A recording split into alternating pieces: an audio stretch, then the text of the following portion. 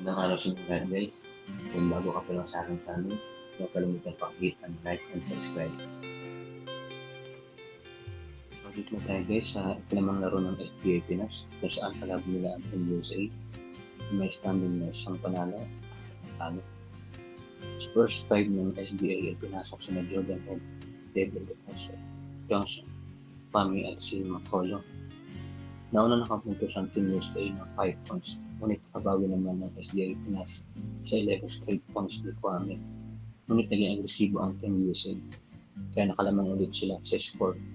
Ngunit na pinasok si RD Barrientos, ay nakuha ulit natin ang isang kalamangan mula sa back-to-back 3 points ni Barrientos, kaya natapos ang first quarter sa score ng 29-28 ng mga SBA Pinas. At pinamula ng second quarter, dito na ulit pinasok sila kay. Ngunit kahit na magandang depensa ni Renzo Bando, ay nagpaula pa rin ng 3 points ng Team USA, kung saan ito ang pumasok sa 11 tira na pinakawalan ng Team USA. Ngunit kahit na magandang percentage sa 3-point area ng USA, maganda rin ang ating depensa at nagkaroon din sila kayo ng back-to-back points.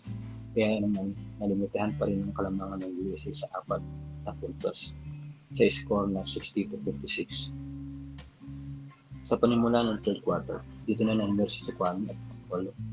Sa 3-point shot ni Kefe Rabena, ay nakuha ulit natin ang ating kalamangan. After niyan ay dinumina ng ating center ang loob ng paint.